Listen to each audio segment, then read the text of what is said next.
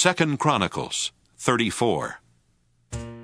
Josiah was 8 years old when he began to reign.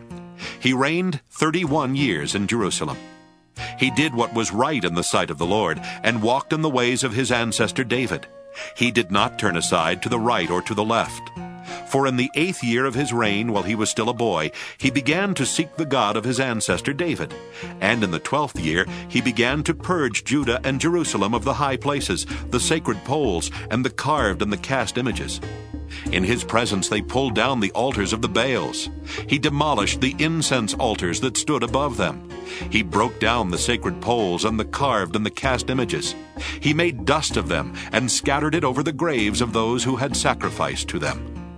He also burned the bones of the priests on their altars and purged Judah and Jerusalem.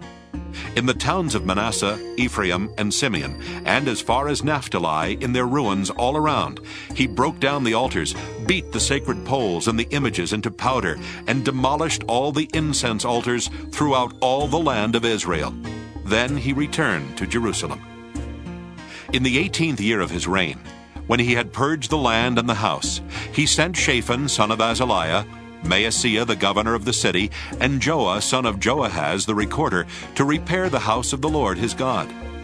They came to the high priest Hilkiah, and delivered the money that had been brought into the house of God, which the Levites, the keepers of the threshold, had collected from Manasseh and Ephraim, and from all the remnant of Israel, and from all Judah and Benjamin, and from the inhabitants of Jerusalem.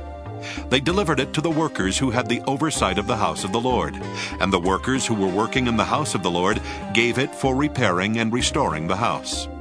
They gave it to the carpenters and the builders to buy quarried stone, and timber for binders, and beams for the buildings that the kings of Judah had let go to ruin.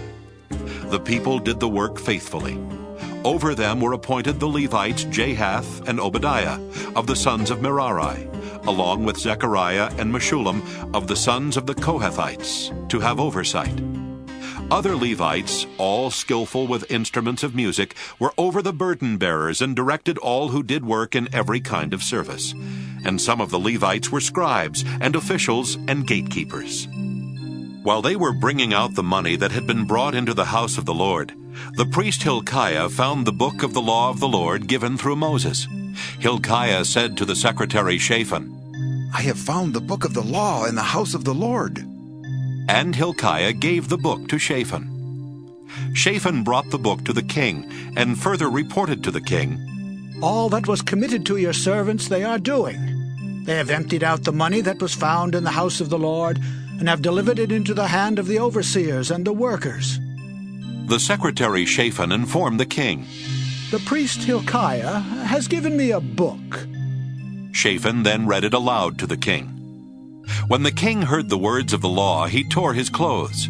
Then the king commanded Hilkiah, Ahikam son of Shaphan, Abdon son of Micah, the secretary Shaphan, and the king's servant Isaiah, "Go, inquire of the Lord for me, and for those who are left in Israel and in Judah, concerning the words of the book that has been found.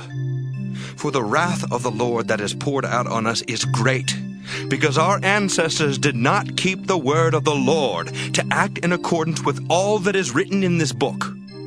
So Hilkiah and those whom the king had sent went to the prophet Huldah, the wife of Shallum, son of Takath, son of Hazra, keeper of the wardrobe, who lived in Jerusalem in the 2nd quarter, and spoke to her to that effect.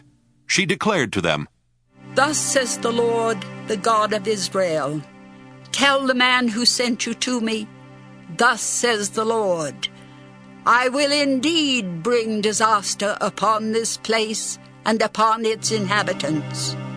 All the curses that are written in the book that was read before the king of Judah. Because they have forsaken me and have made offerings to other gods, so that they have provoked me to anger with all the works of their hands, my wrath will be poured out on this place and will not be quenched. But as to the king of Judah, who sent you to inquire of the Lord, thus shall you say to him, Thus says the Lord, the God of Israel, regarding the words that you have heard. Because your heart was penitent, And you humbled yourself before God when you heard his words against this place and its inhabitants. And you have humbled yourself before me, and have torn your clothes and wept before me.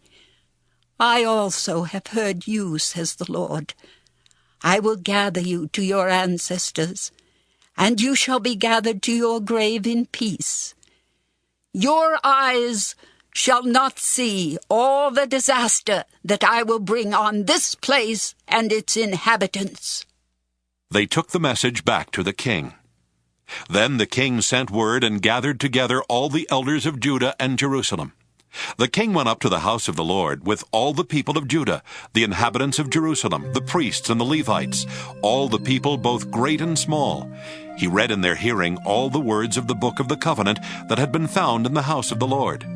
The king stood in his place and made a covenant before the Lord, to follow the Lord, keeping his commandments, his decrees, and his statutes, with all his heart and all his soul, to perform the words of the covenant that were written in this book. Then he made all who were present in Jerusalem and in Benjamin pledge themselves to it. And the inhabitants of Jerusalem acted according to the covenant of God, the God of their ancestors. Josiah took away all the abominations from all the territory that belonged to the people of Israel, and made all who were in Israel worship the Lord their God. All his days they did not turn away from following the Lord, the God of their ancestors.